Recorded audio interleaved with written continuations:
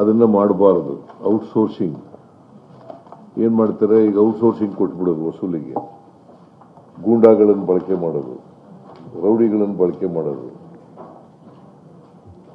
ಅದನ್ನ ಮಾಡಬಾರದು.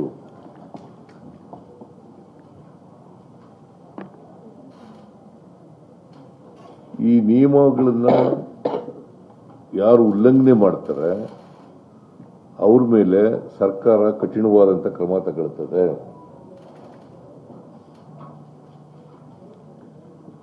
ಜೊತೆಗೆ ಇವತ್ತು ಮೈಕ್ರೋ ಫೈನಾನ್ಸಿಂಗ್ ಇನ್ಸ್ಟಿಟ್ಯೂಷನ್ಗಳಿರ್ಬೋದು, ಮನಿ ಲೆಂಡರ್ಸ್ ಆಗ್ತಿರ್ಬೋದು, ಪಾನ್ ಬ್ರೋಕರ್ಸ್ ಆಗ್ತಿರ್ಬೋದು,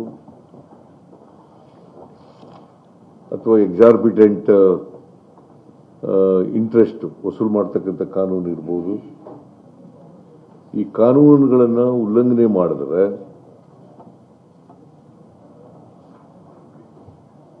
ನಾವು ಮುಲಾಜಿಲ್ದೇನೆ ಅವ್ರ ಮೇಲೆ ಕ್ರಮ ತಗೊಳ್ತೀವಿ.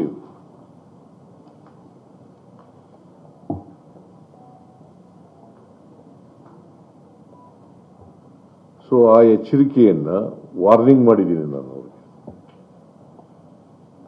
ಆ ಎಚ್ಚರಿಕೆಯನ್ನ ನಬಾರ್ಡ್ನವರಿಗೆ, ಮೈಕ್ರೋ ಫೈನಾನ್ಸ್ ಇನ್ಸ್ಟಿಟ್ಯೂಷನ್ನವರಿಗೆ, ಮತ್ತೆ ಬೇರೆ ಮನಿ ಲೆಂಡಿಂಗ್ ಇನ್ಸ್ಟಿಟ್ಯೂಷನ್ಸ್ಗಳಿದಾವಲ್ಲ ಇವರಿಗೆಲ್ಲ ಕೊಡ್ತಕ್ಕಂಥದ್ದನ್ನು ಮಾಡಿದ್ದೀವಿ. ಈ ಮನಿ ಲೆಂಡಿಂಗು ಕಾನೂನುಗಳಿದಾವಲ್ಲ ಇವತ್ತು ನಮ್ಮ ರಾಜ್ಯದಲ್ಲಿ, ಅವಕ್ಕೆ ತಿದ್ದುಪಡಿ ಮಾಡಬೇಕಾದ್ರೆ ಕೂಡಲೇ ತಿದ್ದುಪಡಿಗಳನ್ನು ಮಾಡ್ತೀವಿ. ಅವುಗಳನ್ನು ಇನ್ನೂ ಬಲಯುತವಾಗಿ ಮಾಡಬೇಕಾದ್ರೆ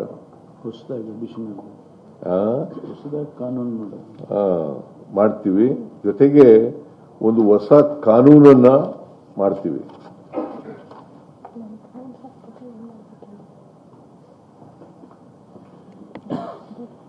ಹೊಸ ಕಾನೂನನ್ನ ಮಾಡ್ತೀವಿ. Only with N interest to give protection to the interest of the borrowers, genuine borrowers.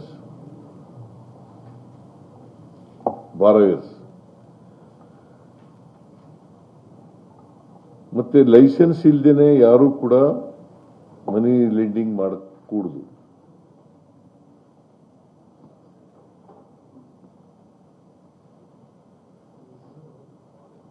ಪ್ರತಿ ಜಿಲ್ಲೆನಲ್ಲೂ ಕೂಡ ಜಿಲ್ಲಾಧಿಕಾರಿ ಕಚೇರಿಗಳಲ್ಲಿ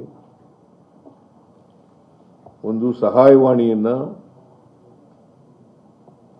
ತೆರೀತಕ್ಕಂಥ ಕೆಲಸವನ್ನು ಮಾಡಬೇಕು ಅಂತ ಹೇಳಿದ್ದೀವಿ. ಅಲ್ಲಿ ದೂರುಗಳನ್ನು ಕೊಡಬಹುದು.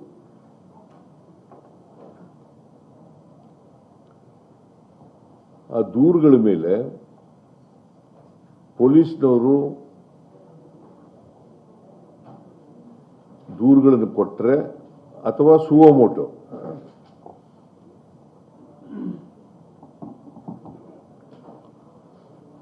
if there are violations of the rules, regulations and law,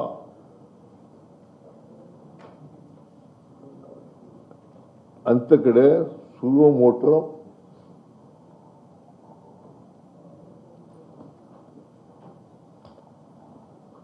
ಪೊಲೀಸ್ನವರು ಕ್ರಮ ತಗೊಳ್ತಕ್ಕಂಥ ಕೆಲಸವನ್ನು ಮಾಡ್ತಾರೆ. ಮತ್ತೆ ಯಾರೇ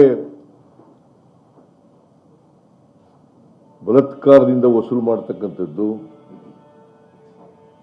ಗೂಂಡಗಳನ್ನು ಬಳಸಿ ಮಾಡತಕ್ಕಂಥದ್ದು, ಎದುರಿಸಿ ಮಾಡತಕ್ಕಂಥದ್ದು,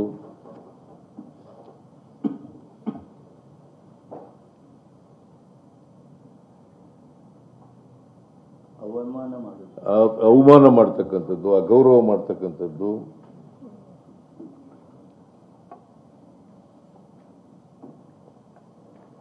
ಅಂತ ಕಡೆ ಪೊಲೀಸ್ನವರು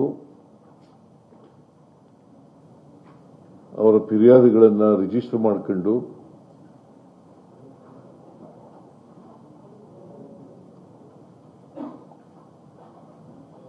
ಕಾನೂನು ರೀತಿಯ ಕ್ರಮ ತಗೊಳ್ತಕ್ಕಂಥ ಕೆಲಸವನ್ನು ಪೊಲೀಸ್ನವರು ಮಾಡಬೇಕು ಅಂತ ಹೇಳಿ ತೀರ್ಮಾನ ಮಾಡಿದ್ದೀವಿ. ಮತ್ತೆ ನಾವೇನು ಹೊಸ ಕಾನೂನು ಮಾಡಬೇಕು ಅಂತ ಮಾಡಿದ್ದೀವಿ, ಆ ಕಾನೂನನ್ನ ಕೂಡಲೇ ಮಾಡ್ತೀವಿ. ಅದನ್ನ ಲಾ ಡಿಪಾರ್ಟ್ಮೆಂಟ್ನವರು ರೆವಿನ್ಯೂ ಡಿಪಾರ್ಟ್ಮೆಂಟು, ಫೈನಾನ್ಸ್ ಡಿಪಾರ್ಟ್ಮೆಂಟು ಮತ್ತು ಹೋಮ್ ಡಿಪಾರ್ಟ್ಮೆಂಟ್ ಚರ್ಚೆ ಮಾಡಿ ಬೇರೆ ರಾಜ್ಯಗಳಲ್ಲಿ, ಈಗ ಆಂಧ್ರ ಪ್ರದೇಶದಲ್ಲೂ ಕೂಡ ಕಾನೂನು ಮಾಡಿದ್ದಾರೆ. ಆ ಕಾನೂನುಗಳನ್ನು ಕೂಡ ನೋಡಿ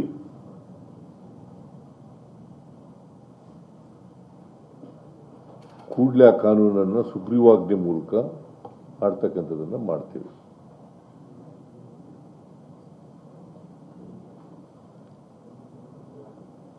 ಕೇಂದ್ರ ಸರ್ಕಾರಕ್ಕೂ ಒತ್ತಾಯ ಮಾಡ್ತೀವಿ. ಆಮೇಲೆ ಕೇಂದ್ರ ಸರ್ಕಾರಕ್ಕೂ ಕೂಡ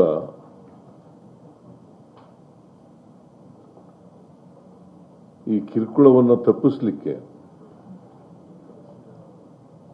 ಹೆರಾಸ್ಮೆಂಟ್ ಅನ್ನು ತಪ್ಪಿಸಲಿಕ್ಕೆ ಬಾರೋಯರ್ಸು ಈಗ ಅನೇಕ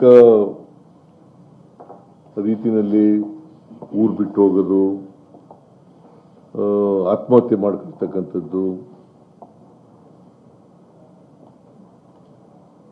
ಅಥವಾ ಬೇರೆ ಇನ್ಯಾವುದೇ ರೀತಿಯಲ್ಲಿ ಕಿರುಕುಳ ಅನುಭವಿಸ್ತಕ್ಕಂಥದ್ದು, ಇದಕ್ಕೆಲ್ಲ ತಡೆ ಮಾಡಲಿಕ್ಕೆ ಕೇಂದ್ರ ಸರ್ಕಾರನೂ ಕೂಡ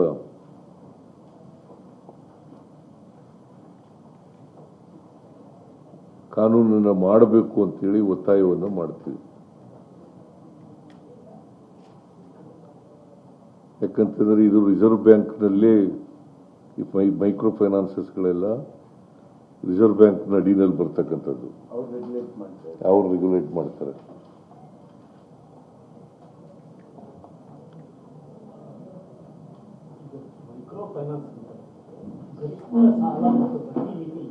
ಎಲ್ಲ ಅದು ಈಗ ನಾನು ಒಂದು ಇಲಸ್ಟ್ರೇಷನ್ ನೋಡಿದೆ. ಆ ಇಲಸ್ಟ್ರೇಷನ್ ಅಲ್ಲಿ 17.07% ಜಾಸ್ತಿ ಬಡ್ಡಿ ವಸೂಲು ಮಾಡಬಾರ್ದು ಅಂತ ಇದೆ. ಒಂದು ಇಲಸ್ಟ್ರೇಷನ್ ಅಂದ್ರೆ 20,000 ರೂಪಾಯಿ ಸಾಲ ಕೊಟ್ಟರೆ ಅದು ಏನಾಗುತ್ತೆ, ಕೆಲವು ಎಕ್ಸಾರ್ಬಿಟೆಂಟ್ ಆಗಿ 21%, 24%, 29%, 28% ಈ ತರ ಮಾಡ್ತಾ ಇದ್ದಾರೆ. ಅದರ ನಿಯಂತ್ರಣ ಇಲ್ಲ.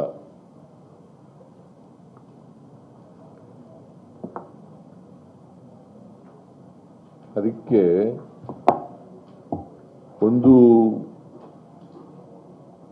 ಈ ಮೈಕ್ರೋ ಫೈನಾನ್ಸಸ್ಗಳು ಈಗ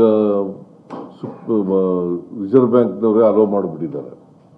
17.07% ಬಡ್ಡಿ ವಸೂಲು ಮಾಡಬಹುದು ಅಂತ. ಅದಾದ್ರೆ ಅದಕ್ಕಿಂತ ಹೆಚ್ಚು ಮಾಡ್ತಾ ಇದ್ದಾರೆ. ಮತ್ತೆ ಒಬ್ಬರಿಗೆ, ಒಂದು ಕುಟುಂಬಕ್ಕೆ 3 ಸಾಲಗಳಿಗಿಂತ ಜಾಸ್ತಿ ಕೊಡಬಾರದು ಅಂತ ಇದೆ. ಇವರು 4, 5, 6 ಹಿಂಗೆಲ್ಲ ಕೊಟ್ಬಿಡ್ತಾರೆ. ಅವರ ಆದಾಯ ಗಮನದಲ್ಲಿ ಇಟ್ಕೊಂಡು ಕೊಡ್ತಕ್ಕಂಥ ಕೆಲಸವನ್ನು ಮಾಡ್ತಾರೆ. ಸೊ ಇದಕ್ಕೆಲ್ಲ ರೆಗ್ಯುಲೇಟ್ ಮಾಡತಕ್ಕಂಥ ಕೆಲಸವನ್ನು ಮಾಡಬೇಕು, ಅದಕ್ಕೆ ಕಾನೂನು ಮಾಡಬೇಕು ಅಂತ ಒತ್ತಾಯ ಮಾಡ್ತಾ ಇದ್ದೀವಿ ಅಂತ ಹೇಳಿ ಮಾಡ್ತಕ್ಕಂಥದ್ದು. ಒಟ್ಟಾರೆಯಾಗಿ ಅವ್ರಿಗೆ ವಾರ್ನಿಂಗ್ ಕೊಟ್ಟಿದ್ದೀನಿ. ಇವೇನಾದರೂ ವೈಲೇಟ್ ಆಗಿ ನೀವು ಮೈಕ್ರೋ ಫೈನಾನ್ಸಸ್ಸು ಮತ್ತು ರಿಸರ್ವ್ ಬ್ಯಾಂಕ್ನವರು ಅವ್ರು ರೆಗ್ಯುಲೇಟ್ ಮಾಡದೆ ಹೋದರೆ the state government will step in.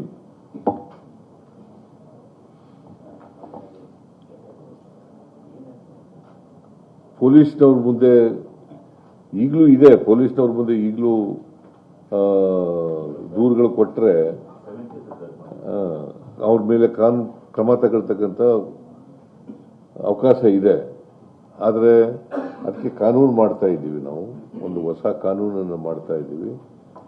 in order to protect the interest of the borrowers, either under the microfinance institutions or under any money lending institution. ಎಷ್ಟು ಕಂಪನಿಗಳು ಎಷ್ಟು ಸಾಲವನ್ನು ಎಷ್ಟು ಜನ ಕೊಟ್ಟರು ಮಾಹಿತಿ? ಈಗ ಸುಮಾರು 39,000ಕ್ಕಿಂತ ಹೆಚ್ಚು ಔಟ್ಸ್ಟ್ಯಾಂಡಿಂಗ್ ಲೋನ್ ಇದೆ ಅಂತ ಎಲ್ಲ ಹೇಳ್ತಾ ಇದ್ದಾರೆ. 39,000ಕ್ಕಿಂತ ಹೆಚ್ಚು. ಕೈ ಸಾಲ ಸರ್ ಕೈ ಸಾಲ ಅಲ್ಲಪ್ಪ, 59,000 ನಂಬರ್ ಆಫ್ ಸಾರಿ, ಅಕೌಂಟ್ ಇದು ಹಣ ಸರ್ 59,367. ಇದು ಅಮೌಂಟ್ ಔಟ್ಸ್ಟ್ಯಾಂಡಿಂಗ್ ಇನ್ ಕ್ರೋರ್ಸ್ 59,367.76, 76 ಲಕ್ಷ, 59,367 ಕೋಟಿ 76 ಲಕ್ಷ. ಇದು ನಂಬರ್ ಆಫ್ ಔಟ್ಸ್ಟ್ಯಾಂಡಿಂಗ್ ಅಕೌಂಟ್ಸ್. 1,09,88,332, 1,09,88,332.